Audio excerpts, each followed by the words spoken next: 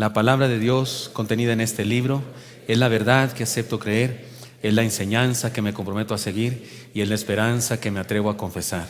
Nada me impide recibirla, nadie me evitará que la haga parte de mi vida y por ningún motivo dejaré de proclamarla. Estoy aquí para leerla, oírla y vivirla diariamente. Amén. Señor Santo, habla nuestras vidas, por favor, bendícenos según lo necesitamos, Señor. Que nadie te impida, Señor, nada, ni nadie te impida trascender nuestro corazón, llegar hasta lo profundo de nuestro ser, Señor, y convertirnos, edificarnos, hacernos mejores personas, lo que tengas para nosotros hoy. Te lo pedimos en Cristo Jesús. Amén. Hermanos míos, estamos con la quinta iglesia del Apocalipsis, la iglesia de Sardis. Una iglesia a la que el Señor le habla, es breve, es muy poco, es breve, pero es contundente. Y cosa interesante, en todas las iglesias comienza el Señor con exaltación, alabanza. Con esta empieza con el seco directo, la crítica, porque aparentemente no tenía ninguna virtud, salvo que había algunos miembros de la iglesia que no estaban en la misma sintonía que los demás, que estaban muriendo, y estos estaban todavía vivos. Y algo así. Vamos a una introducción. Y recuerde, me gustaría que cuando en la introducción se lee el texto, lo leamos junto con la hermana Alicia, la voz que aparece ahí, ¿de acuerdo? Adelante con la introducción. Diga no a la piratería. Eso dicen muchos anuncios últimamente. El problema es que el día de hoy se puede falsificar casi cualquier cosa. Relojes, alimentos, medicamentos, películas, etc. Pueden encontrarse originales o piratas, y ni hablar del dinero falso. Lo grave es que también las virtudes de la vida pueden falsificarse. El Señor habló de la falsificación de la piedad cuando condenó a los religiosos judíos por su hipócrita manera de orar, de ayunar y de dar limosnas. En el mensaje a la iglesia de Sardis nos habla de la falsificación de la vida. Se trata de una iglesia que parecía muy avivada, pero estaba enferma de muerte y debía hacer algo para sobrevivir, y debía hacerlo pronto. En esta iglesia no había problemas de persecución, tampoco problemas de falsas doctrinas. Su problema era el estancamiento, el conformismo y su vitalidad ficticia. Tenía una reputación muy buena, pero no tenía vida verdadera. El nombre de la ciudad en donde estaba la iglesia Sardis significa remanente, y esto se relaciona con el remanente de creyentes avivados que había en la iglesia. Por eso el Señor le dice: pero tienes unas pocas personas en Sardis que no han manchado sus vestiduras. La ciudad era la capital de Lidia. Era una ciudad amurallada que se consideraba inexpugnable, pero Ciro, rey de los medopersas, la había conquistado siguiendo un camino secreto por el acantilado. Esto también se relaciona con la realidad de la vulnerabilidad de toda iglesia. De hecho, la iglesia más vulnerable es aquella cuyos miembros sienten que es perfecta y que no les hace falta nada. Por eso el Señor le dice: pues si no velas, vendré sobre ti como ladrón, y no sabrás a qué hora vendré sobre ti. El día de hoy no estamos exentos de un problema así. El cristianismo de nombre está invadiendo las iglesias. También la superficialidad en la vivencia de la fe, es decir, el cristianismo carnal. Por todo ello, en este pasaje nuestro Señor se presenta como el que contiene en sí mismo toda la divinidad, y como el que tiene a los mensajeros de las iglesias en sus manos y nos hace una invitación para vivir. Leamos la carta del Señor a esta iglesia.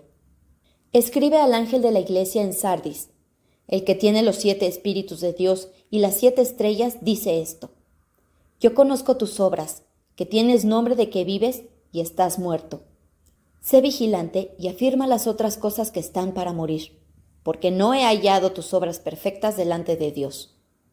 Acuérdate pues de lo que has recibido y oído, y guárdalo y arrepiéntete. Pues si no velas, vendré sobre ti como ladrón, y no sabrás a qué hora vendré sobre ti. Pero tienes unas pocas personas en Sardis que no han manchado sus vestiduras, y andarán conmigo en vestiduras blancas porque son dignas. El que venciere será vestido de vestiduras blancas, y no borraré su nombre del libro de la vida.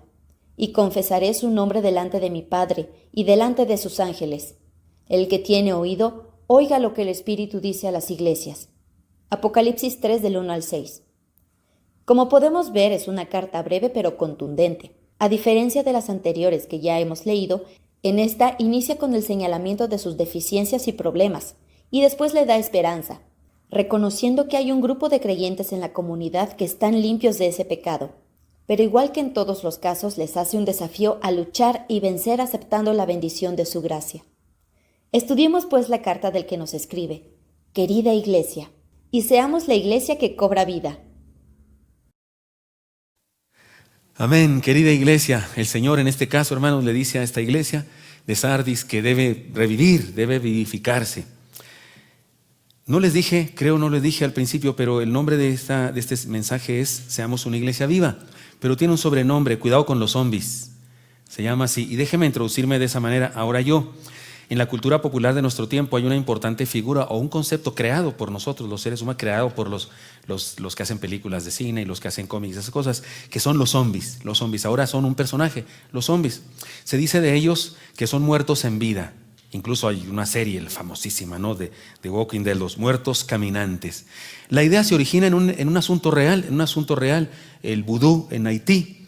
Se dice que es una forma de esclavitud que se realiza mediante artes obscuras. La verdad es que se usan drogas naturales, drogas de hierbas y demás, para hacer que personas entren en un estado determinado de su mente, y parece que sí existe tal cosa, sí existe eso, personas que se han apoderado de su voluntad a través de drogas que les hacen perder cierta conciencia y demás, y les usan como esclavos, y en otra época era eso más común, el día de hoy solamente en algunos casos, pero alguien tomó ese asunto del vudú, de allá, de esta nación, alguien tomó eso y lo convirtió en una figura cinematográfica, que son los llamados zombies. Y hay muchas cosas que se han inventado con respecto a ellos. Por ejemplo, que comen cerebros, ¿no es cierto? Los zombies comen cerebros. Digo, comen de todo, también te puede comer un dedo si quieres, pero particularmente lo que les prefieren son cerebros humanos.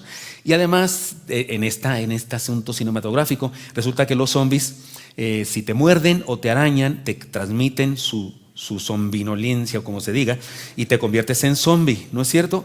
Y otra cosa, se dice de ellos que la humanidad llegará a su fin precisamente en una guerra contra los ovnis, ovnis son otros, zombies, que por cierto perderemos contra ellos, y a lo que se le llama el apocalipsis zombie. ¿Ha oído usted hablar de eso? Si no ha oído hablar de eso, pregúntele a su hijo. Él sí ha oído hablar de eso, porque se habla de eso. De hecho, hay lugares donde preguntan eso. ¿Qué haríamos en un apocalipsis zombie? ¿Qué debemos hacer? Y bueno, de hecho hay todo un manual que qué hacer cuando llegue el apocalipsis zombie. Existe un manual, de verdad, donde dice qué hacer, qué tipo de armas construir. Todo eso, por supuesto, que es fantasía, es idea, es cuestión de cine y esas cosas. Pero, hermanos míos, toda la ficción que los seres humanos inventamos tiene algo de nosotros. Así como el universo creado por Dios tiene algo de Dios. Es en el universo que podemos ver, incluso podemos leer en la Biblia quién es Dios, pero en el universo también podemos ver quién es Dios, y nos damos cuenta que es ordenado, que es bello, que tiene sentido del humor, que es maravilloso, porque en la creación está así, porque Dios puso algo de sí en lo que creó, igual los seres humanos. A mí me da risa cuando un pintor hace un autorretrato. La verdad es que todas sus pinturas son autorretrato. ¿Sabe usted que en la psicología se sabe que se puede interpretar cómo es una persona cuando vemos sus dibujos? Las maestras del kinder, de preprimario o de primero, de kinder, interpretan los dibujos de los niños. Incluso en ocasiones se les dice, haz un paisaje, haz un papá, una mamá, y al ver esos dibujos, el niño escribe algo. Se puede saber si el niño está siendo abusado por un dibujo, porque algo pone ahí de señales, porque los seres humanos no podemos hacer nada que no exprese algo de nosotros. ¿Y qué cree? Yo creo que eso ha pasado con los zombies también. Los zombies, que a alguien se le ocurrió tomar esa idea de este asunto de allá del vudú, y alguien le puso más y más y más, y entre muchos seres humanos, muchos cineastas y muchos escritores de cómics y demás han ido abundando, y se ha creado toda una figura, pero esa figura sí nos describe, sí habla de algo de nosotros. Déjeme decirle que sí, aunque se trata de una ficción, pone algo de nuestras luchas, de nuestros traumas y de nuestros catástrofes humanos, y podemos decir que los zombies describen muy bien cierta parte de la humanidad. Voy a decir cierta parte para no ofender a nadie, para que usted puede quedar en la otra parte, ¿sí? Si usted no se siente aludido, usted queda en la otra parte. Pero sí, los zombies describen cierta parte de la humanidad. Por ejemplo, caminan, se mueven, pero no tienen un propósito de vivir. ¿No se parece eso a un pariente suyo? ¿No se parece eso a un vecino? O sea, camina, es walking. Sí camina, pero no tiene propósito. No sabemos, ni él sabe para qué camina, ni sabe para qué va, ni sabe para qué viene. O sea, cero propósito en la vida. Eso es un rasgo de zombie. Contagian a otros. Los zombies contagian, son contagiosos. Es decir, que sus ideologías se viralizan. ¿Sí me estoy dando a entender? O sea, sí hay zombies en el mundo. Algunos hasta tienen poder, riqueza, y algunos son presidentes o presidentas. comen cerebros humanos. Fíjese, comen cerebros humanos. Es decir, alguien les ha destruido la capacidad de razonar y andan destruyendo cerebros. Algunos jóvenes aquí estaban en la iglesia, actuaban en las obras de teatro, cantaban en la alabanza, fueron a la universidad y les comieron el cerebro. Sí hay zombies, sí hay. La meta de los zombies es la destrucción de la humanidad o el apocalipsis zombie. Es decir, que hay una perfecta agenda de destruir la familia, el ser humano, mundialmente la destrucción. ¿Sí les recuerda la Agenda 2030? De por ahí ciertas instituciones y ciertos grupos de personas. Yo digo que sí. Entonces por eso me parece que esto es pertinente para nosotros. Ahora dice usted, ¿y eso qué tiene que ver con Navidad, pastor? ¿Eso qué tiene que ver con Apocalipsis? ¿Eso qué tiene que ver con el texto? Mucho. Porque todo esto se relaciona con lo que el Señor le dijo a la iglesia de Sardis. Léanlo conmigo otra vez. ¿Qué les dijo? Tienes nombre de que vives y estás muerto. ¿Qué le parece? Tienes un nombre. O sea, la manera como te denominas a ti misma, tienes un nombre, pero en realidad estás muerto. Pareces, tienes fama, porque nombre también se refiere a fama, hacerse un nombre, hacerse una reputación. Tienes reputación de que estás viva, iglesia, pero en realidad estás muerta, porque se lo dice al ángel, al predicador, pero para que se lo diga a la iglesia, así es que es para toda la iglesia. Podríamos decir que el Señor les dijo, oigan, parecen zombies, caminan, hacen las cosas, cantan, se reúnen, estudian, pero en realidad no tienen vida. Ese es el problema que tenía esta iglesia. Abordemos entonces el texto parte por parte y enfrentemos las enseñanzas que nos imparte. Voy a ir leyendo versículo a versículo y voy a ir diciendo algunas cosas que no solo se encuentran en ese versículo que vamos a leer, sino que se encuentran en todo el pasaje por completo, pero tengo que decir alguna de estas cosas o alguna de estas enseñanzas en cada porción. Y voy a usar una sola palabra. Los puntos de este sermón son una sola palabra para que sea contundente para nosotros y nos dé una enseñanza bien clara. Primera, y todas deben estar debemos interpretarlas en imperativo, ¿de acuerdo? La primera de ellas, ¿cómo dice, hermano? La primera, revive. Esa es la primera enseñanza, revive. Lean conmigo el versículo 1. Escribe al ángel de la iglesia en Sardis, el que tiene los 7 espíritus de Dios y las 7 estrellas, dice esto. Antes de seguir adelante, y ahí déjenme el texto. En esta ocasión, ¿quién habla? En otras iglesias habló el que tenía una espada que salía de su boca, o el que tenía ojos escrutadores de fuego, o el que tenía pies de bronce refulgente como en un horno. Pero en esta ocasión habla el que tiene los 7 espíritus de Dios. ¿Qué es eso? ¿Cuántos espíritus tiene Dios? ¿Cuántos dioses hay? Es metafórico, por supuesto. 7, número perfecto, número de la totalidad, número de la completitud. Nos está diciendo que el que nos escribió esta carta, el que nos habla, que es Jesucristo, es el todo Dios. No es una parte de Dios. Dios es un Dios. Oye Israel, Jehová nuestro Dios, Jehová uno es. Hay un solo Dios. Es verdad, hay 3 personas en Él. Así lo vemos nosotros humanos, que no podemos comprender toda su divinidad a perfección. Y entonces entendemos al Padre, al Hijo que vino, el Dios mismo que se hizo carne, el Espíritu Santo que está entre nosotros. Pero ese que nos escribe, que es Jesucristo, es Dios, todo Dios. No es un cacho de Dios, tiene toda la autoridad. Así es que estos 7 espíritus de Dios se refiere a que Él es el todo Dios. Así se presenta. Y también se presenta, dice, el que tiene las 7 estrellas. Cuando leímos la descripción de Jesucristo en el capítulo 1 y habla del candelabro, que son las iglesias, y habla de las estrellas, que son los mensajeros de las iglesias, y dice que Él los tiene en sus manos. Así es que es el todo Dios que nos tiene en sus manos. Y nos dice, revive. Pero hermanos, la vida de la iglesia, porque esta enseñanza es clara, la vida de la iglesia es más que un nombre, reputación o fama, es más que un nombre. No tiene que ver con lo que se dice de nosotros, no tiene que ver con nuestra trayectoria, porque una vela apagada que estuvo encendida hace años no alumbra. Una vela apagada no alumbra, aunque fue una gran vela encendida en otra época. Si no está encendida ahora, no sirve para nada. Una iglesia no vive por su reputación, por solo su historia, ni por su nombre, por su bonito nombre, sino por su presente y por lo que hace ahora, porque está viva. La apariencia y la pretensión de no tener problemas, la iglesia de Sardis era su problema. Ahora, fíjense qué interesante, no hay problemas de herejía. No, en esta iglesia no hay problemas de herejía. No les dice que toleras a la Jezabel esa, o que tienes la doctrina de Balaam, o los nicolaitas, que son las doctrinas falsas de las otras iglesias. Esta no tiene falsas doctrinas. ¿Sabe por qué? Porque eran tan holgazanes intelectualmente que ni siquiera se peleaban. Ni siquiera había diferencias. Lo que les dijeran aceptaban. Llegaba un predicador de no sé qué corriente y decía algo. Qué bonito estuvo eso. Llegaba otro lado y decía todo lo contrario a esto. Sí, amén, gloria a Dios, aleluya. No entendía nada. No ha visto, yo he estado reunido, es más, me ha tocado que me pase eso, hay gente que está grito y grito, no me dejan predicar, porque les gusta mucho así el chacoteo y el gritar, y de repente, porque el Señor es poderoso, amén, aleluya, gloria a Dios, y el diablo también tiene poder, amén, aleluya, y gritan otra vez aleluya. Compérese, aquí no iba el aleluya, aquí iba silencio absoluto, pero el caso es gritar. Estos ni siquiera tenían pleitos teológicos porque ni les importaba tenerlos o no tenerlos. Hay gente así que no le gusta no le discutir nada. Todos los caminos conducen a Roma, pastor, como dice la Biblia. ¿Dónde dice la Biblia eso? En ningún lado dice la Biblia eso. O sea, qué curioso, ni siquiera tenían problemas de doctrina porque no había ni doctrina que discutir. Este es un mal que aqueja a muchas iglesias de la actualidad. Hay demasiados cristianos que creen que lo creen por sumisión al líder o a su tradición, pero ni se han tomado el trabajo de reflexionar sobre el particular para tener una convicción más seria. De hecho, hay algunos que cuando yo enseño aquí doctrinas y vocifero contra las falsas doctrinas, especialmente el neocarismatismo, hay gente que, va conmigo a la cita pastoral o en algún lugar y yo le explico con versículos bíblicos y no, siento que así como se quedan así como, porque no le importa la Biblia. Lo que pasa es que está bien padre eso de declarar, eso, de tener poder. En mi boca hay un milagro, órale, qué padre. Tengo caries, pero por lo menos también tengo milagros, ¿no? Ya por lo menos. Y a uno le gusta, y no está basada mi creencia en la Biblia, ni en una reflexión seria. No, está basada en que me gusta esa doctrina. A mí me gusta esa doctrina. Eso es estar muertos aquí, como esta iglesia. Ni siquiera tenían esa problemática. Otra cosa interesante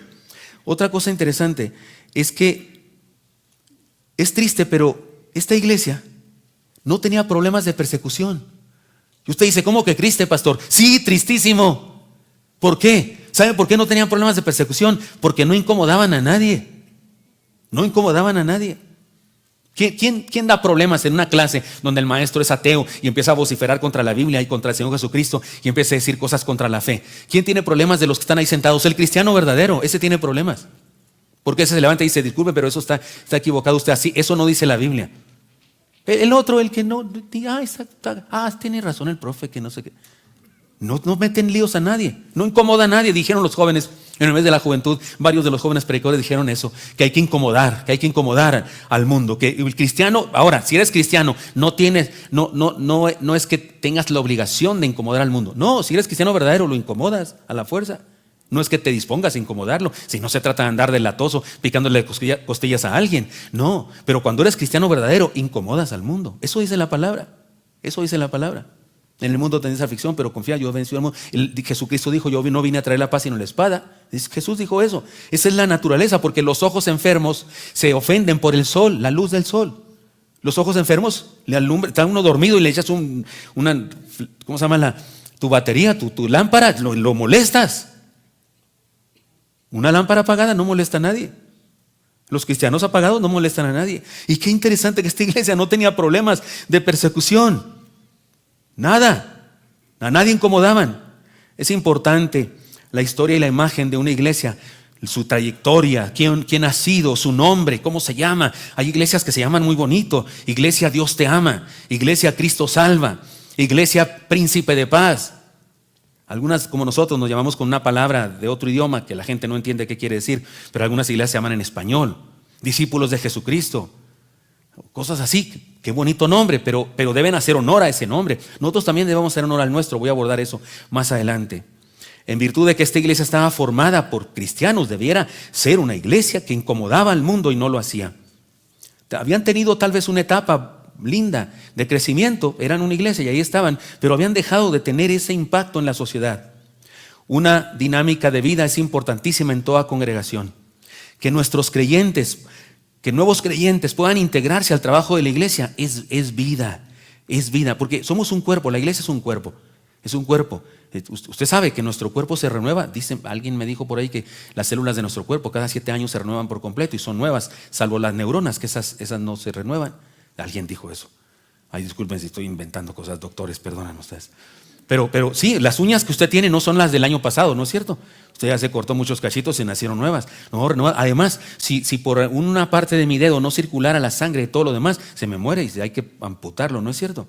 Y resulta que que somos un cuerpo, y un cuerpo, que la iglesia es un cuerpo, está vivo y va creciendo, y va cuando nos tallamos y que nos bañamos, y usted dice, estoy bien mugroso, en realidad son células muertas, ¿no es cierto, doctores? No es cierto, ¿cómo se llaman los de la piel? ¿Cómo se llaman dermatólogos? ¿No es cierto? Algunas, sí hay mugre, sí, o sea, esa sí era mugre, pero hay otra que no es necesariamente suciedad, sino células muertas que se arranca uno, que por cierto sería bueno no arrancarse las tantas, entre paréntesis, dicen los dermatólogos, pero porque nos vamos renovando. Así es una iglesia, y se renueva la iglesia, y unos parten a la presencia del Señor, y otros no se jubilan, pero pasan a otro ministerio, otro tipo de ministerio, y nuevas vidas llegan y se integran. Eso es fabuloso, es maravilloso. Así es una iglesia viva, esa iglesia que incomoda al mundo porque su vivencia, sus principios y valores chocan con los falsos valores del mundo. Así que, hermanos, cuidado con estancarnos en nuestra estructura cerrada, que no permitimos que nadie más se integre al trabajo. Cuidado con estancarnos con pan con lo mismo todos los días, viviendo una vida así como, pues sí, vamos al culto, es la tradición, es lo que hago los domingos, ya tengo la costumbre, es la hora que tengo para ir, mis papás me llamaban de chiquito, voy ahí, me siento, a veces estoy haciendo otras cosas y no escuchando el sermón, lo que sea. No, aquí la iglesia tiene vida. Y tiene movimientos en la iglesia, y unos entran y otros salen y otros se integran a un nuevo ministerio. Hay una escena que me gusta, que me da mucha risa a mí esto, porque casi en todas las iglesias hay una persona que tiene mucho trabajando en eso, lo que sea. Vamos a decir, maestra de niños, una pareja, maestros de niños. Presumen de que, no hombre, a nosotros nos lanzaron así, sin capacitarnos, nos lanzaron, éramos novios todavía, 15 años teníamos y nos pusieron a dar clase a niños. Y desde entonces ahí tuvimos que aprender solos. Están muy orgullosos de eso. Y sí, son bien buenos, no hombre, son bien buenos. La mitad de la iglesia ha sido alumno de ellos, son bien lindos. Pero ya están grandes, ya se cansan.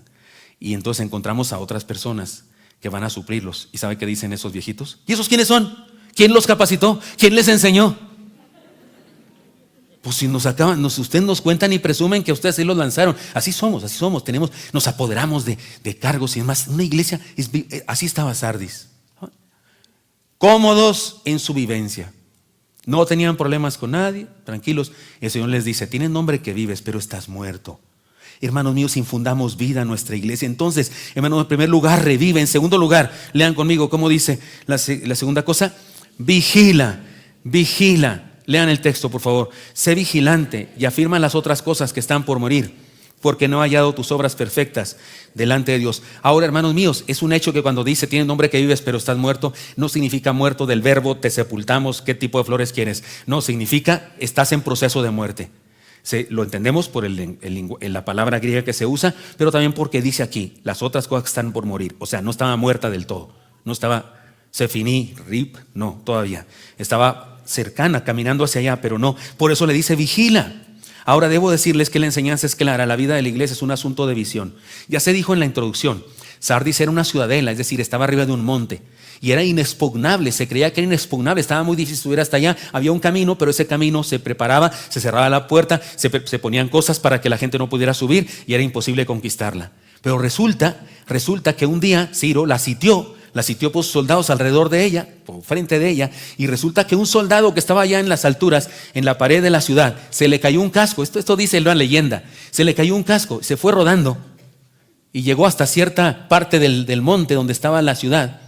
Y entonces de repente alguien vio al soldado, primero se desapareció de la pared de la ciudad donde estaba, se desapareció el soldado sin casco, y de repente salió por otro lado entre las piedras. Entonces alguien dijo, hay un pasaje secreto. Y esta persona fue él solo y siguió a este soldado que fue por su casco y lo vio por donde entró a la ciudad. Esa noche estaban todos dormidos y esa puerta nadie la vigilaba porque era inexpugnable y esa puerta era secreta, pero entró todo el ejército de Ciro y la conquistó. Y es a eso que el Señor hace referencia y le dice a la iglesia de Esmirna, que conocía bien su historia, sabía de esa historia, todos los habitantes de ahí sabían de esa historia, como usted y yo sabemos de la revolución y de la independencia y de esas cosas, y de la matanza de Tlatelolco, usted y yo sabemos eso.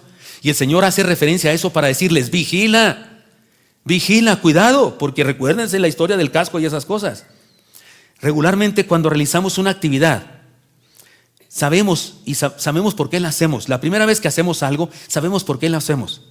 Pero después de muchas repeticiones y de cambios de personal, es probable que perdamos de vista la razón fundamental por la que la hacemos. Por eso, ¿qué es una iglesia? ¿Qué es una iglesia? ¿Para qué fundó Cristo su iglesia? ¿Cuáles son los propósitos de una iglesia local? Eso es importante. De repente lo hacemos tanto, vivimos tanto la vida religiosa cristiana, que de repente podemos cometer el error de que no sabemos por qué lo hacemos y solamente lo hacemos porque lo hacemos. ¿Sí me expliqué? O sea, la razón de que lo hacemos es que pues lo hacemos. Es que así hacemos aquí las cosas. Sí, pero ¿por qué? Pues no sé, así hacemos aquí las cosas. ¿Por cuál es la razón? Pues no sé, así le hacía a mi mamá. Así le hacía a mi papá. ¿Cómo comes tú? ¿Con qué mano agarras el tenedor y el cuchillo? Según, ¿cómo se llama el de los buenos carreño?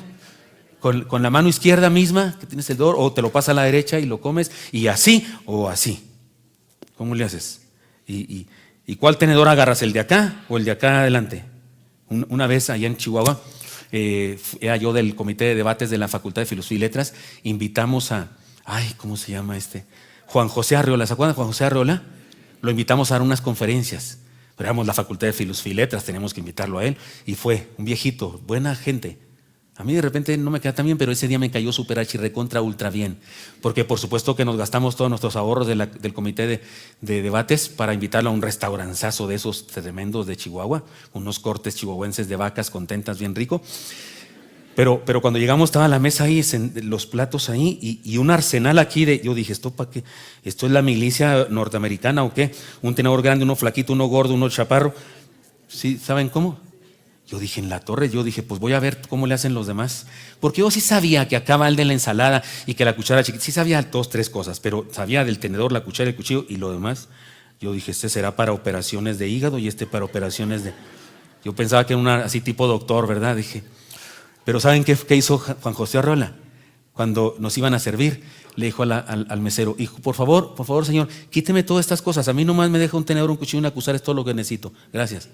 Yo dije, vientos. Vientos.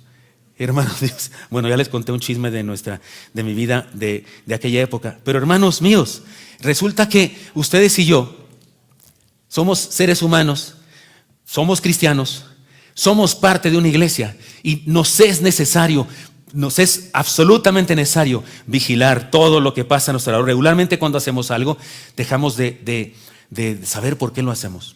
Y no sabemos por qué. Así dijo mi papá, así dijo mi mamá, y no sé ni por qué lo hacemos. Tienen su lógica. Hay cosas que tienen su lógica, por supuesto que sí. Hay cosas que dice nuestro papá, nuestra mamá, así tiene una lógica. Y usted y yo debemos hacerlo por esa razón. Es verdad, es genuino hacerlo así. Pero cuando no sabemos que es por eso que lo vamos a hacer, ¿sabe qué? Es pura tradición. Está vacío, no tiene sentido, no sucede nada.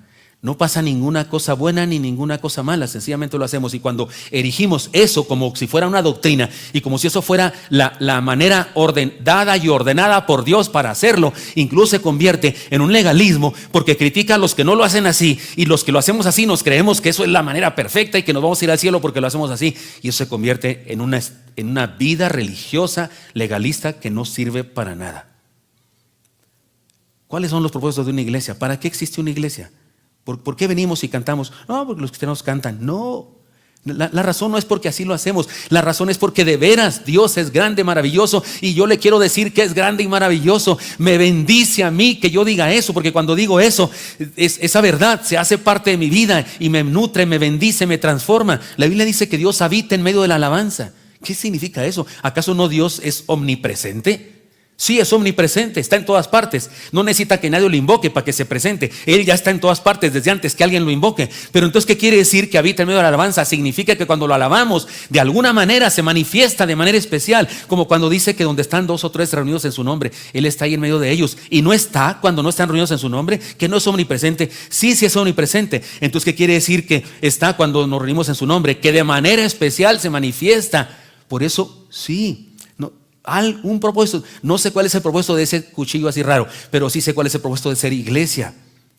Y deberíamos recuperar eso y hacer las cosas que hacemos con razón inteligente. Estas preguntas son preguntas que sería bueno hacernos para ser vigilantes.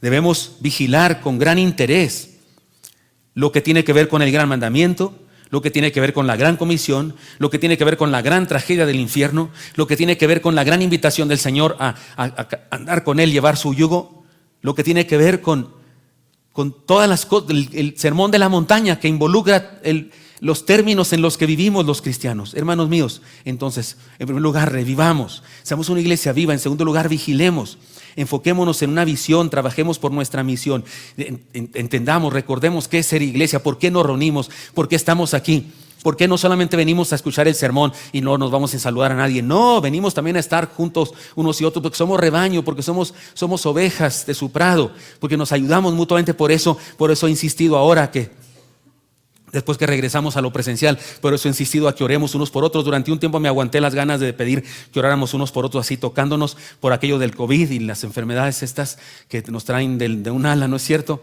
La influenza también. Creo que debemos seguirnos cuidando. Sin embargo, no deberíamos de cualquier manera reprimirnos en nuestro deseo de vivir lo presencial de manera intensa, porque para eso nos reunimos. Si no, pues no valdría la pena. Gastamos menos esfuerzo y dinero reunidos desde la casa, pero no, hay algo que pasa cuando estamos juntos. Eso es ser iglesia. No perdamos de vista eso, por favor. Entonces, hermanos míos, vigilemos. Tercera palabra, léanla conmigo: recuerda.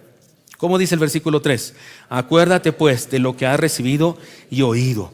La enseñanza es clara. La vida de la iglesia es una experiencia de transformación oportuna. Hay muchas cosas en la vida que solo se presentan una vez. A la iglesia de Sardis, el Señor, que tiene los 7 espíritus de Dios, es decir, que tiene toda la divinidad y autoridad para hablar a su iglesia, y que tiene además a los pastores y a las iglesias en sus manos, les desafía a arrepentirse oportunamente. Más adelante dice la palabra literal, arrepiéntete. Arrepentirse es cambiar de dirección, es un cambio de mentalidad, es un regreso al punto original de la fe, es volver al comienzo, es como resetearse. Aquí la palabra tiene que ver con resetearse. Cuando su teléfono está mal funcionando, ¿no? Hace bien loco, anda escribiendo cosas que usted no quería escribir y demás. ¿Qué le dicen? Resetealo. Y incluso hay una función que usted puede revisar el teléfono y le dice volver a los parámetros originales. Así dice, ¿verdad?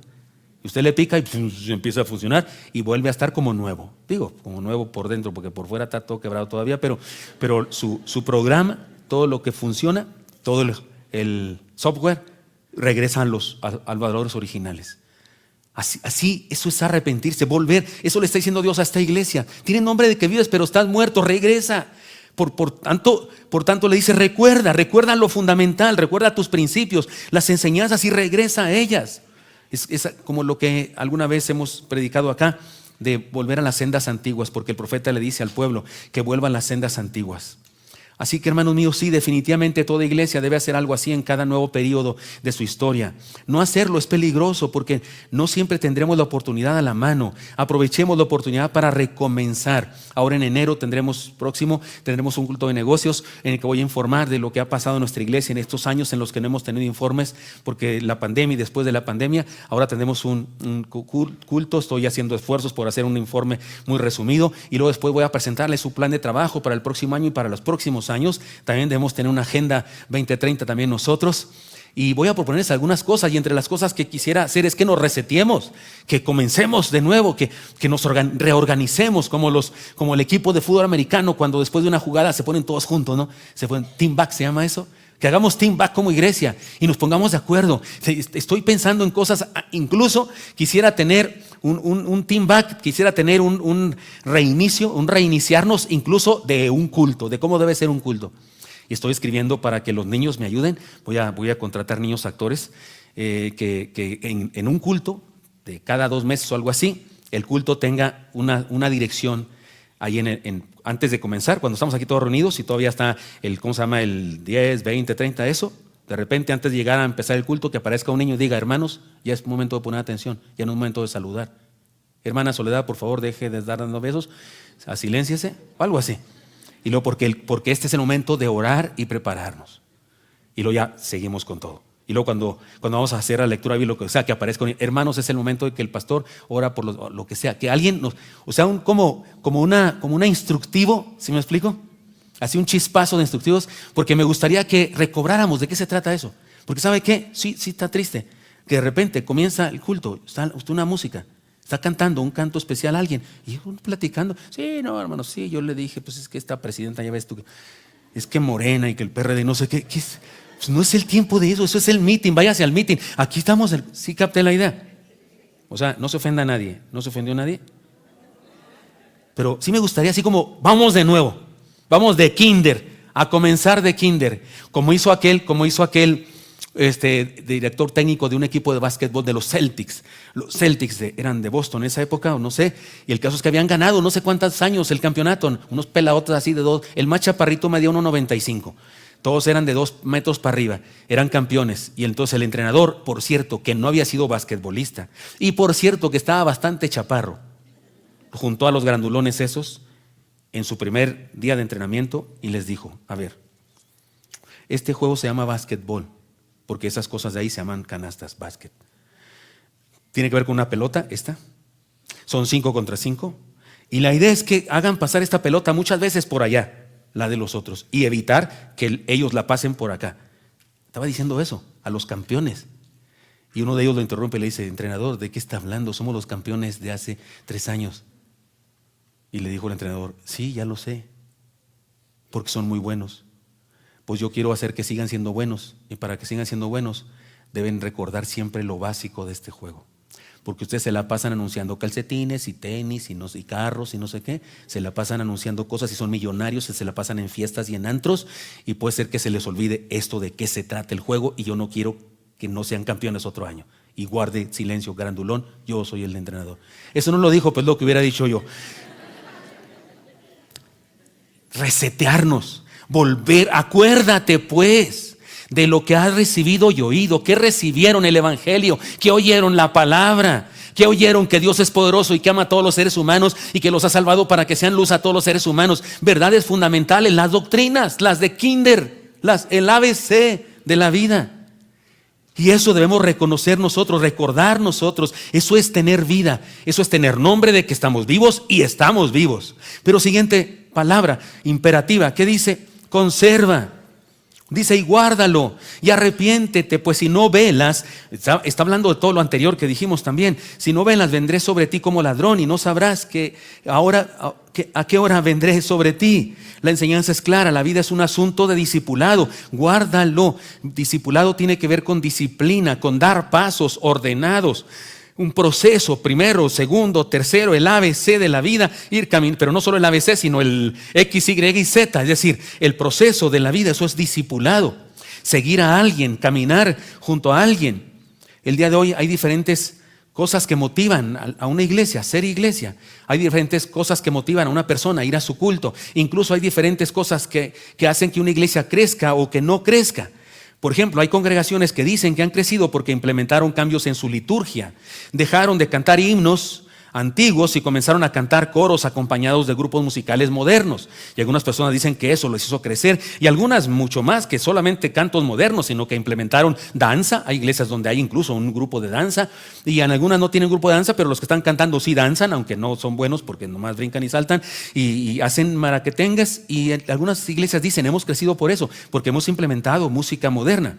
Otros aseguran que han crecido porque implementaron experiencias sobrenaturales, que en este caso no son sobrenaturales, de acuerdo con la Biblia, son fenómenos, punto. Y los llaman manifestaciones del Espíritu, y esto les ha ayudado a incorporar mucha gente, porque hablan de sanidades y declaraciones y cancelaciones, y de la unción de la risa, y la unción de la borrachera espiritual, la unción del oro, la unción de los diamantes, la unción. ¿Sí han oído ustedes hablar de eso? Y cosas, y hay gente que ha implementado eso y se les llena el templo porque y venden agüitas milagrosas y arena del Jordán y esas cosas, y piensan que por eso han crecido. Y creo que sí hay gente, porque hay gente para eso, la Biblia lo profetiza. Otras congregaciones han crecido por quienes forman parte de esa iglesia. ¿No es cierto que hay congregaciones que son famosas porque ahí hay famosos, ahí hay artistas? ¿No es cierto? Hay gente de la farándula. De hecho, algunas iglesias no se llaman por el nombre de la iglesia, sino se llaman la iglesia de fulana o la iglesia de perengano, ¿no es cierto? Se llaman el nombre del artista o del músico, y se llaman así. Y algunas iglesias dicen que crecen por el carisma de un gran predicador. En todos los casos, esa membresía es algo superficial en su doctrina, y eso provoca transmigración de miembros de una iglesia a otra, porque el compromiso es débil. Y el problema radica en que puede aparecer, si están ahí porque la alabanza es muy padre, pues aparece un grupo musical en otra iglesia y se van para allá. O aparece un nuevo y emotivo fenómeno espiritualoide, sentimentaloide, y pues el templo se van al templo del vecino porque ahí surgió una unción diferente. O resulta que aparece un muy dinámico y atrayente predicador en otra comunidad y algunos se van para allá. El problema es que cuando el predicador se va, se hace un caos porque no iban por ser iglesia ni por una vivencia espiritual de iglesia, sino por un detalle diferente. En cambio, cuando una iglesia se funda en las enseñanzas de Cristo, cuando la educación cristiana es sólida, los cambios de moda, las experiencias espirituales y los cambios de liderazgo y los cambios de grupo de música no hacen nada, no pasa nada. Esos son cosas secundarias. Lo principal es Cristo que está ahí con nosotros y su palabra que nos nutre. Por eso, hermanos míos, profundicemos en nuestra educación cristiana. Conservemos la doctrina, conservemos la verdad de Dios, conservemos los principios espirituales, que eso sea lo que nos dé crecimiento. Porque eso es lo único que vale la pena que nos dé crecimiento. Si la gente viene a nuestra iglesia por otra razón, si la gente viene a nuestra iglesia por otra razón, para oír la música, o para oír al predicador, o para experimentar no sé qué cosa que inventamos nosotros, algún tipo de unción que queramos, si viene por eso, ¿qué va a pasar cuando se dé cuenta que eso no es lo que es la iglesia? Nos quedamos sin nada. No, ustedes y yo conservamos la doctrina, la palabra del Señor. Profundicemos nuestra educación cristiana. Siguiente palabra, la leen conmigo por favor, como dice, valora. Lean conmigo el texto también. Pero tienes unas pocas personas en Sardis que no han manchado sus vestiduras y andarán conmigo en vestiduras blancas porque son dignas. Se fija, en todas las iglesias les dijo, yo conozco tus obras, que eres trabajador, que tienes fe, que tienes amor, que tienes servicio. Y luego después dice, pero tengo contra ti unas pocas cosas. Aquí fue al revés. Aquí se agarró el Señor a decirle todo lo malo que tenía y le dice, bueno, pero tienes pocas personas que andan bien. Y en este caso no eran virtudes de la iglesia, sino solamente de unas personas, un remanente. La enseñanza es clara. La vida de la iglesia es un asunto de minorías. ¿Saben que Sardis quiere decir remanente? Eso significa la palabra Sardis, remanente. Y es interesante que a esta iglesia que se llama remanente, el Señor le dice que ahí en la iglesia hay un remanente. O sea, hay un grupo de personas que no los han mordido los zombies. ¿Sí captan la idea? O sea, no se han contagiado de ese proceso de mortandad. Ahora, así es la vida cristiana. La vida de la iglesia es un asunto de minorías. Así es el cristianismo. No se ofenda a usted, no se confunda. Eran 32,000 soldados. ¿Y en qué los convirtió Dios para ganar a los madianitas? En 300. El Señor tenía muchos discípulos. Un día alimentó a 5,000 varones, sin contar las mujeres. Si había una mujer por cada varón eran 10,000. Si había 2 chamacos por cada matrimonio había 20,000. Y el Señor los alimentó. Toda esa multitud era una gran congregación que seguía al Señor. ¿Y a cuántos llamó el Señor para que le siguieran de manera cercana? ¿A cuántos, hermanos? A 12. Así actúa el Señor siempre. Así es Él en toda época de apostasía. En el pueblo de Dios siempre ha habido un remanente en Dios que ha querido Dios manifestarse en ellos. No necesariamente los más tienen la razón. No necesariamente los más tienen la razón. La mentira es mentira, aunque muchos crean que es verdad, y la verdad es verdad, aunque uno solo la sostenga.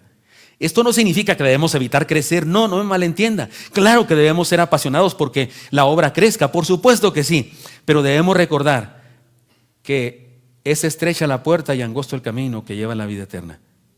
Y el camino que lleva a la perdición y la puerta por donde entran a ese camino es un portón enorme, es una puertotota. Porque cabe todo, cabe toda filosofía, cabe toda ideología, cabe toda religión.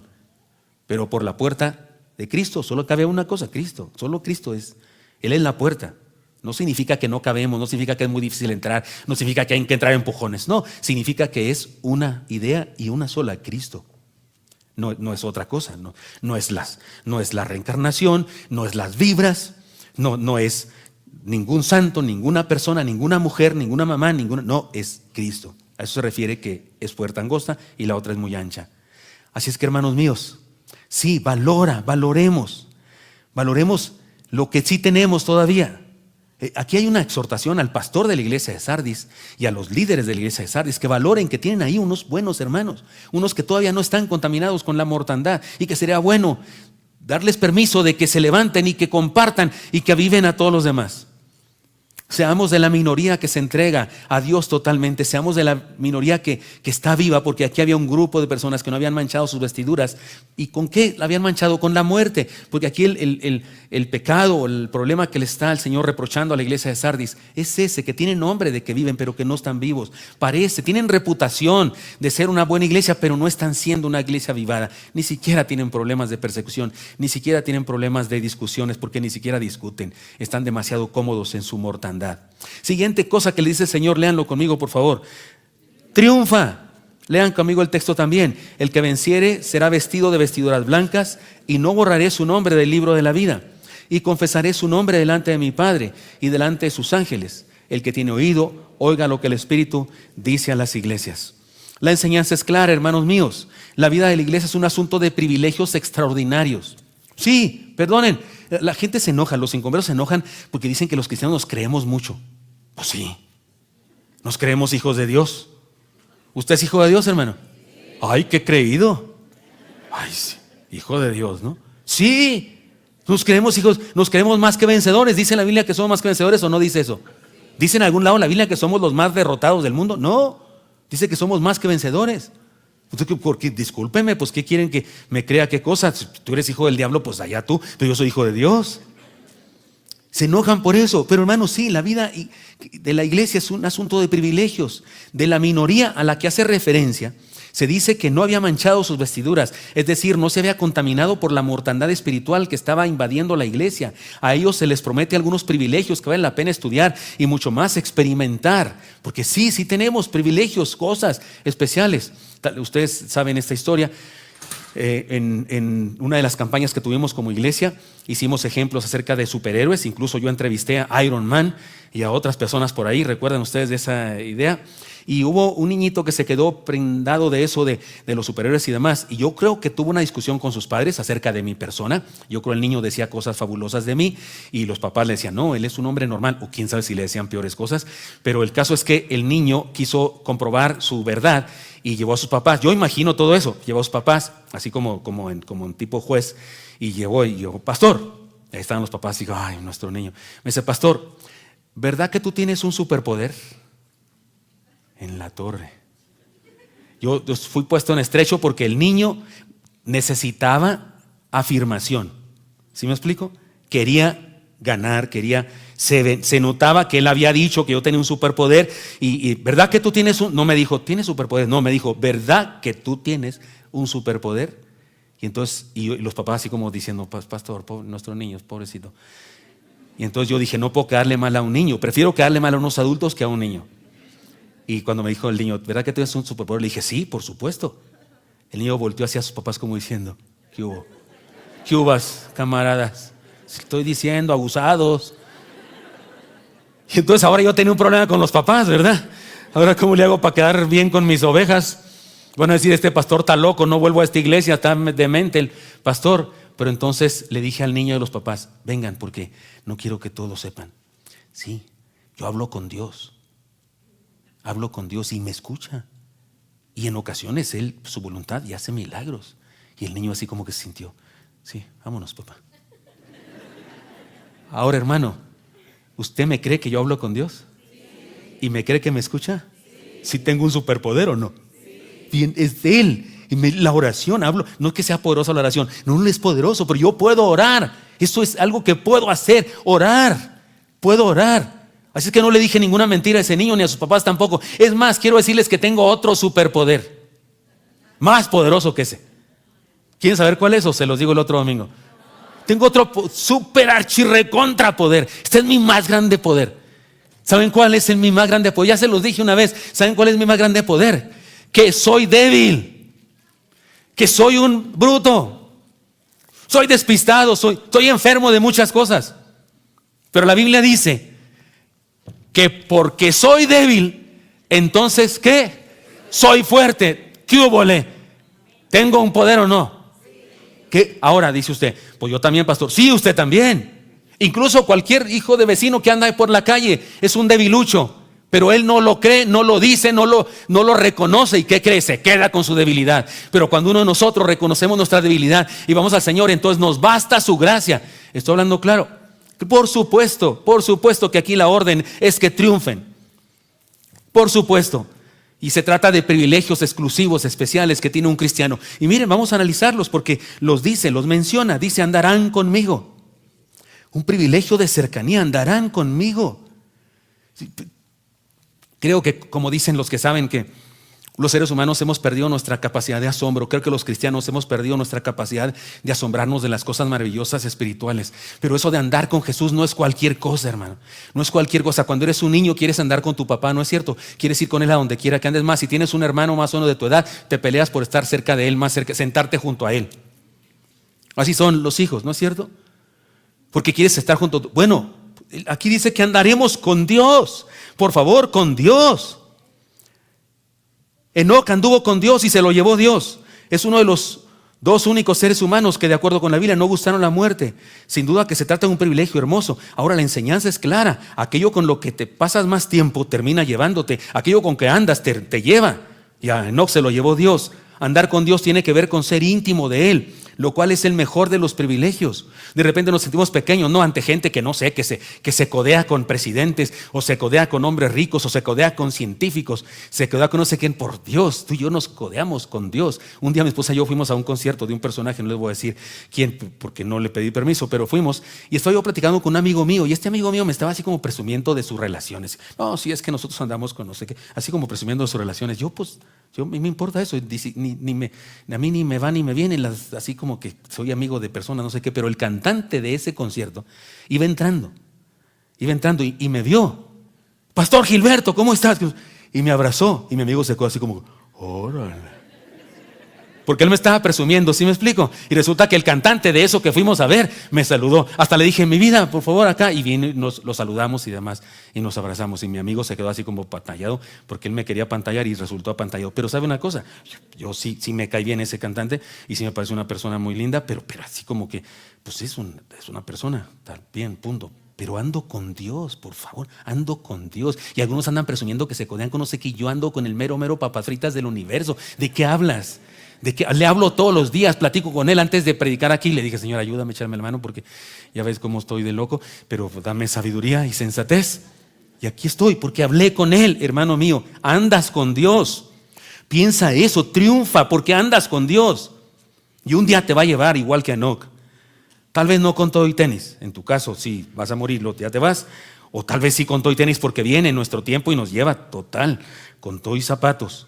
Serás vestido, dice, con vestiduras blancas, consideración especial. Poner ropa nueva a alguien se hacía cuando se le reconocía. Había un soldado y se le ordenaba sargento, se le ordenaba capitán, se le quitaba su ropa y se le ponía nueva ropa. Había un niño adolescente, un niño, y era todavía tratado como niño, y cuando se le reconocía como hombre en la cultura judía, se le vestía con ropas de hombre, se le quitaba el short y se le ponía pantalón largo, así como sería en nuestra época hace años atrás, porque hace algunos años solo los niños usaban short y los grandes ya usaban pantalón largo, y era una gran cosa que tuvieras esa dicha. Cuando una persona se le vestía de algo, así como el día de hoy cuando se gradúa, que se le mueve así la cosa esa, el ribete se llama, así era, se le ponía nueva ropa para simbolizar que era. ¿Qué le puso el padre amoroso al hijo pródigo cuando regrese, hermanos? Además de anillo, ¿qué le puso? Vestido nuevo, además de un bife de chorizo grandote, gordo, término medio. Serás vestido, le dice. Hermanos míos, se trata de un privilegio que incluye una consideración especial de Dios para nosotros. Y luego dice que no borrará su nombre del libro de la vida, un eterno compromiso divino. Que Dios ponga en su libro y que no nos borre significa un compromiso de amor de su parte para nosotros. Se trata de una promesa imposible de cumplir. A algunas personas les preocupa eso de no borrar su nombre del libro de la vida, porque dicen, a lo mejor sí lo puede borrar. No es lo que dice. De hecho, esa pregunta me hicieron ayer en Las Mujeres Victoriosas. Si dice que borrará nuestro nombre, no borrará nuestro nombre, ¿significa que lo puede borrar? Pues no sé, pero lo que dice es que no lo va a borrar, no te preocupes. Es como si tu mamá te dice, hijo, yo jamás te dejaré de amar. O sea, que existía la posibilidad de que sí me dejaras de amar. O sea, que alguna vez tuviste las ganas de dejarme de amar. Oh, no, mamá, espérate, si tu mamá te está diciendo que no te va a dejar de amar, no te metas en embrollos, eso es lo que dice. ¿Sí está claro eso? Ahora, para explicárselo mejor, porque puede haber aquí alguno muy quisquilloso que dice, no, ahí dice si no borraré, quiere decir que puede haber un sí borraré. Bueno, te lo explico entonces. ¿Qué dijo Jesús de los niños? Dejad a los niños venir a mí, no lo impidan, porque de ellos, ¿qué? O sea, dígame una cosa, ¿los niños están inscritos en el libro de la vida? Pues digo que sí, ¿no? Todo ser humano, porque es el plan de Dios que sea inscrito en el libro de la, que sea, salvo. Pero ese niño crece. Y cuando crece, reconoce que es pecador y tiene la oportunidad de entregarse a Cristo o de rechazarlo. Si lo rechaza, punto, su nombre es borrado. ¿Sí me expliqué? No habla ese texto de que se puede perder la salvación, que una persona cristiana que ha aceptado a Cristo y que ha sido escrito en el libro de la vida, ahora lo pueden borrar. No habla de eso. Si así fuera mi libro de la vida, no, hombre, estaría todo tachoneado, porque yo habría perdido la salvación muchas veces y regresado, no solo porque soy distraído, sino porque soy pecador. Doy gracias a Dios que soy bautista, porque así no pierdo la salvación. No es porque soy bautista, por supuesto, es porque la salvación es para siempre. Entonces no te molestes aquí dice que no lo borrará y punto. Eso es lo que quiere decir. Se trata de que estás en la nómina de Dios. Se trata de que tienes seguridad de su gracia salvadora. Estás ahí inscrito, nadie te va a quitar de ahí, estás puesto. Y luego dice, confesaré su nombre. El mismo Señor se encargará de mencionarnos ante el Padre. Hermano, nosotros creemos en Jesús y por lo tanto Él cree en nosotros. Él dijo, si alguno me negara delante de los hombres, yo le negaré delante de mi Padre. Pero si alguno me confiesa delante de los hombres, le confesaré delante de mi Padre. Nosotros le confesamos ante los hombres y Él nos confiesa ante su Padre. Y eso de que nos confiesa significa que Él hace una profesión de nosotros. Él le dice al Padre, Señor, ese es mi seguidor, yo lo salvé, es mi discípulo, Señor. Que pase, dice Dios, que pase. Porque Jesús nos confiesa.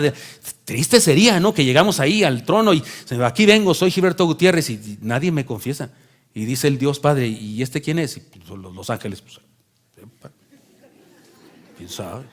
Es un hijo de vecino, quién será. Y nadie me confiesa, nadie me conoce. Todos no, pues no sabemos. Llegó aquí, es un gorrón, llegó, así como gorrón, ¿verdad? Como usted llegó. Pero cuando el Señor Jesucristo, el mismo Señor Jesucristo, se para ante el Padre y le dice quién eres tú y que eres su seguidor y que te ama y que murió por ti, eso puedes ver. Estoy tratando me esfuerzo aquí por hacer que tú y que yo, los dos, recobremos el sentido de eso. Unas jovencitas, fui a Chiapas a predicar allá y resulta que había una hija de pastor y su amiga recién convertida, y me dijeron ahí muy tristes, oiga, pues queremos ir al Crece, porque yo hice al Araca ya que fueran al Crece los pastores, pero pues ellas no son pastoras. Y entonces me dice, queremos ir al Crece, yo puedo ir con mi papá, pero mi amiga puede ir. Y yo dije, sí, vayan. ¿Y qué decimos? Dicen que yo las invité. Y sí pusieron eso, se inscribieron. Y ellas me dicen que fueron a la mesa y que dijeron, somos invitadas del pastor, ¿cómo la ven? Ahora ellas se sentían así muy, muy orgullosas. Pues yo, cuando llegue al cielo, soy invitado del Señor. Pregúntenle, si no, pregúntenle. Y viene el Señor, sí, es mi seguidor. Que te confiese, ¿no está padre? Oiga, algunas personas no son capaces de meter la mano al fuego por nosotros. ¿Se acuerdan los papás del ciego de nacimiento que sanó Jesús? ¿Se acuerdan? Cuando fueron con ellos y les dijeron, ¿es este su hijo? Sí, ese es nuestro hijo. ¿Y por qué ve? ¿Se acuerdan que dijeron? No sabemos. Se lavaron las manos, pregúntenle, ¿edad tiene? No sabemos nada. Par de cobardes, par de papás, ¿cómo se dice? Desnaturalizados. Debieron defenderlo, pero no. ¿Saben por qué? Porque lo iban a expulsar de la sinagoga y no querían ser expulsados ellos también. Qué cobardía. Jesús no hace eso. Jesús sí mete sus manos al fuego por nosotros. De hecho, metió su cuerpo entero a la cruz por nosotros. Le confesaré. Hablo de algo maravilloso. Se trata de un privilegio que da seguridad. Así es que, hermano, todo esto nos trae un desafío a usted y a mí. El que tiene oídos, dice el texto, que es lo mismo que dicen todas las demás iglesias, pero en esta iglesia en particular tiene un significado más profundo. La enseñanza es clara. La vida de la iglesia es un asunto de desafíos. Y el desafío, en este caso, es hacer una iglesia viva. Mire, una iglesia legalista, una iglesia viviendo solo por tradiciones, una iglesia fundada en su fama y no en una vivencia del evangelio cada día, sería una iglesia zombie, sería una iglesia de zombies. De hecho, yo creo que en el mundo evangélico hay muchos zombies. Yo conozco muchos zombies que antes venían a Oreb y ahora cuando se encuentran, llevan a una iglesia, no, yo sigo a Cristo, hermano, no es problema, yo soy cristiano, sí, tal Dios, el Señor, pero no va a ningún lado, no se reúne en ningún lado. No hay vida en su interior, no hay vida, es una vida de zombies. Cuidado. Esta frase, el que tiene oído, que se repite varias veces en el libro de Apocalipsis, es un desafío. Si hemos escuchado, el que tiene oídos, si escuchamos, no tenemos justificación para obedecer. Los nombres de las iglesias, mire, los nombres de las iglesias son significativos, muy interesantes. Ya he dicho que algunas nos llamamos con un nombre griego o un nombre hebreo, algunas iglesias se llaman en español, Iglesia, Jesucristo, la vida eterna, Iglesia del Renuevo, cosas así, que también es un símbolo, pero algunas se llaman palabras hebreas o griegas. Yo tenía un compañero en el seminario que su iglesia se llamaba Santidad de Dios, pero en idioma original de la Biblia se llamaba Iglesia Kadosh. Kadosh, se oye padre, ¿verdad? Y le decíamos, oye, cuando funden otra nueva iglesia se va a llamar Katresh y K4 y se va a escribir así. Es un nombre así como que muy simbólico. ¿Cómo nos llamamos nosotros? Porque el Señor le dijo a Sardis, ¿tienes nombre de qué vives? Tienes fama, tienes trayectoria, tienes reputación de que eres una buena iglesia. En la ciudad nadie ni te persigue ni nada. Todos saben que ahí está esa iglesia protestante o esa iglesia evangélica, pero no estás viva. Le dice, tienes nombre que vives, pero no estás viva. ¿Cómo nos llamamos nosotros, hermanos? Bueno, analicemos nuestro nombre para terminar. Nos llamamos iglesia. Para principio de cuentas, no nos llamamos amistad, ni nos llamamos grupo, ni nos llamamos AC. No llamamos iglesia, porque hay congregaciones por ahí que ya no les gusta la palabra iglesia y dicen que es una palabra que no atrae a la gente, y entonces ahora se llaman de otra manera, se llaman comunidad, que es la misma cosa, es la misma palabra, pero en otro idioma, pero se llaman de otra manera, o club, o asociación, o algo así. Y respeto eso, pero nosotros nos llamamos iglesia. Nos seguimos llamando iglesia. Somos la Iglesia Bautista Oreb Mexiqueña. Porque de México, del país somos mexicanos, del estado somos mexiquenses y de la ciudad somos mexiqueños. ¿Sabía usted? Se oye horrible, pero eso somos. Y somos iglesia de la Ciudad de México, CDMX. Pero primero, iglesia. ¿Qué es eso? ¿Qué dice este nombre nuestro? Que somos una comunidad de discípulos llamados afuera para proclamar. Porque iglesia viene de dos palabras, kaleo y sacar y llamar. Fuimos los llamados afuera del mundo, santificados, es decir, para luego ser enviados al mundo a hacer luz. Somos una comunidad, no somos individuos aislados, no venimos a una misa, no venimos a una conferencia de superación personal, a sentarnos cada quien aislado de los demás, nos importa un comino de los demás, yo solamente vengo a lo que vine, a Dios. No somos eso. No, Señor. Nosotros somos comunidad, somos rebaño, ovejas de su prado. Además somos bautistas y a algunos no les gusta ese nombre y tienen razón. El nombre no nos identifica, no dice mucho de nosotros porque bautista viene de bautismo. No enfatizamos el bautismo, no creemos que el bautismo salve, no pensamos que las personas si no se bautizan se van al infierno. No, el bautismo no es nuestra predicación principal. Sí enseñamos eso, sí bautizamos personas, pero no es nuestra predicación principal. Pero el nombre sí significa algo muy importante. La iglesia siempre ha existido, siempre hubo cristianos, aún durante la Edad Media que había un poder religioso mundial que gobernaba el mundo y los reyes del mundo. Aún en esa época había cristianos verdaderos, no formados en denominaciones, sino ahí cristianos entre los diferentes grupos, cristianos verdaderos. Jesucristo profetizó que eso sería así.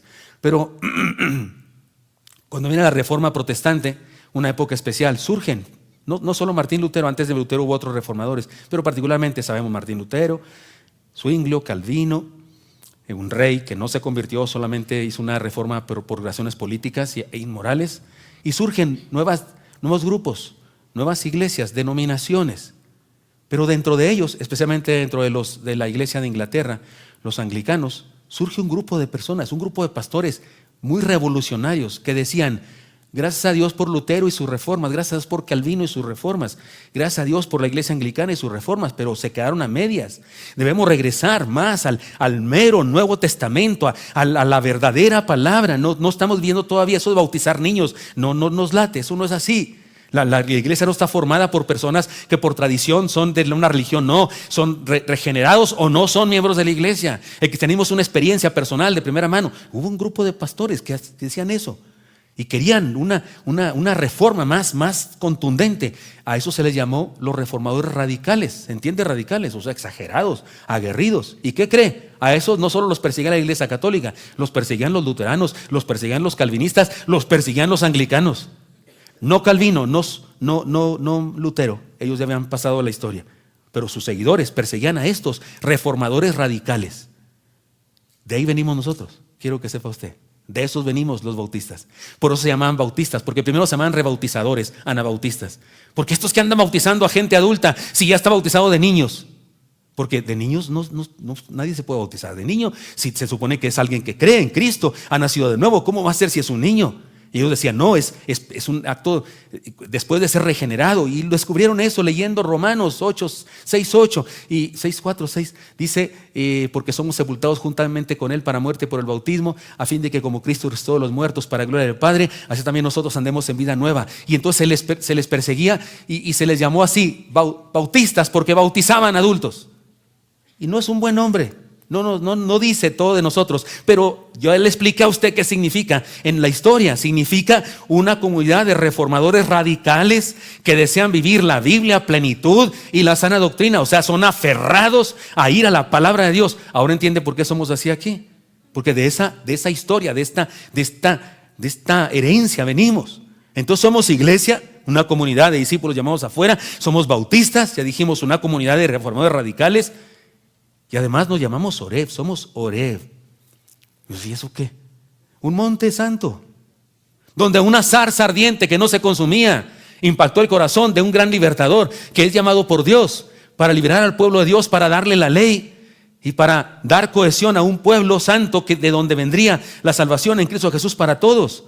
Así es que se trata de un desafío. Este nombre, Oreb, nos desafía. Ustedes y yo estamos en tierra santa cuando nos juntamos, cuando somos iglesia. Le dijo Dios a Moisés, Moisés, quita el calzado de tus pies porque el lugar que pisas es santo. Así que esto es un desafío. No, somos iglesia bautista, Oreb y pa' colmo de la Ciudad de México. Una de las ciudades más grandes del mundo. Me preguntaron en el Crece, en la hora de las preguntas y respuestas, mesa redonda, me hicieron una pregunta: pastor, usted cuando era joven soñó alguna vez o pensaba que usted iba a ser un líder de influencia, porque alguien piensa que soy líder de influencia. Yo le dije, jamás pensé eso. Dije, la única vez en que pensé algo que Dios tramaba entre manos, que quería usarme para alguna cosa, fue cuando vine a Oreb, porque dije yo, ¿a qué me lleva Dios a México si ni me gusta el DF? ¿Sí lo dije en voz alta? En esa época no me gustaba, porque en México había mucha violencia más que en Chihuahua. Ahora está peor Chihuahua que México, pero en esa época Chihuahua estaba más lindo de seguridad. Ahora no es así, ahora está peor allá. Pero veníamos con miedo. Yo decía, ¿qué me lleva Dios a México?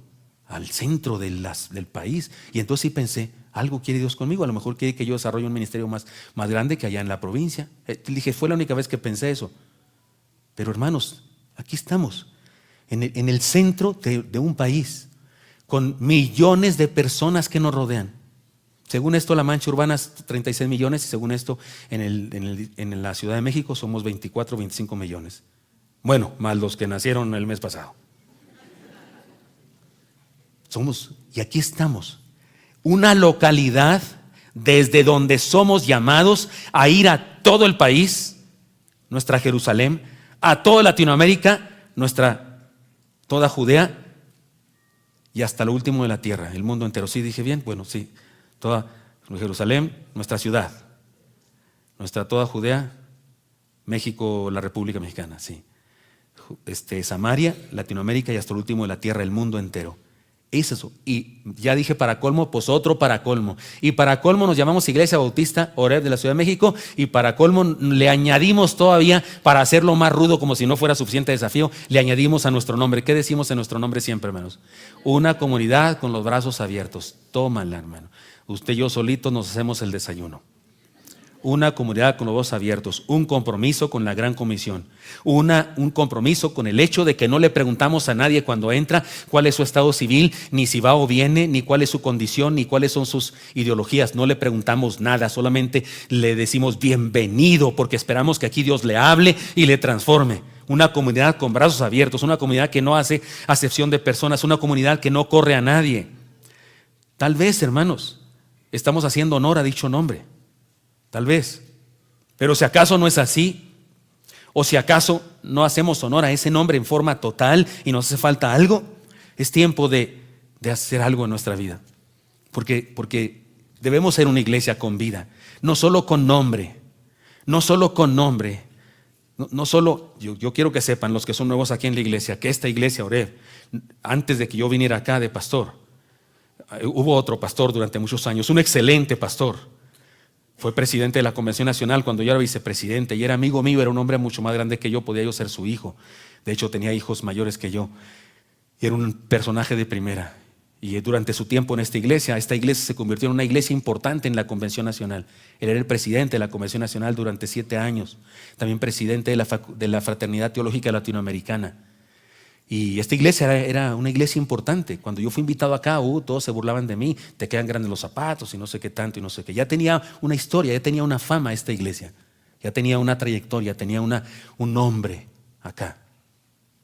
Yo vine acá diciendo, yo no voy a poder triunfar ahí en esa iglesia, porque si me va bien van a decir, pues claro, es la Oreb, pues esa iglesia, pues claro, llegó pues nomás, llegó montado, ¿no? Si algo pasa malo, claro, llegó este bruto y le echó a perder. Yo sabía que no tenía rango, ¿cómo se dice? No tenía rango de ninguna cosa.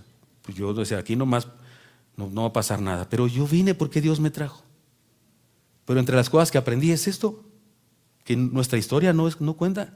Sí cuenta para nosotros, para impulsarnos a seguir, pero no cuenta para decir, ya estamos satisfechos por nuestra trayectoria. No, ahora mismo tenemos que ser una iglesia. Y bueno, por eso Dios nos hizo hacer cosas que hemos hecho y crecer y fundar otras iglesias y cambiar de lugar y extender nuestra carpa, como dice la palabra en el profeta, y alcanzar a más personas. Y por eso creo que Dios nos ha hecho crecer, pero ahora mismo estamos en un presente y tenemos una historia, y esa historia ahí está, qué bonita, nos impulsa, pero ahora ustedes y yo, esta generación que formamos, necesitamos estar vivos, y por eso necesitamos analizar nuestra vida y es tiempo lean conmigo esa serie de verbos en imperativo que ya estudiamos. Es tiempo lean conmigo, reavivar, vigilar, recordar, conservar, valorar, triunfar, atender, recordar, vencer.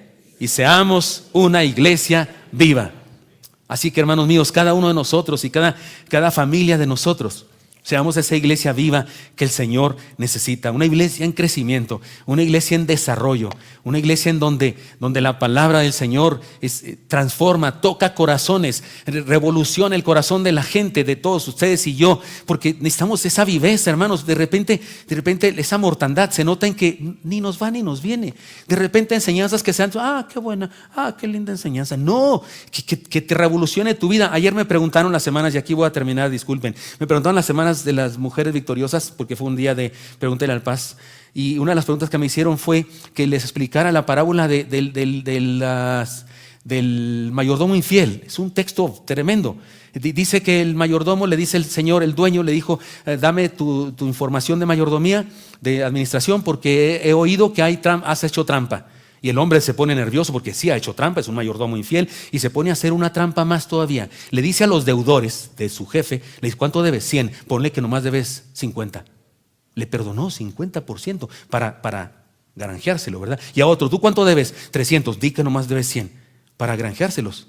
¿Y saben qué hizo el amo? Si usted sabe la historia, dice el texto, y ahí es el texto que me preguntaron, dice el texto, y alabó de alabanza, alabó el amo al criado por haber hecho astutamente.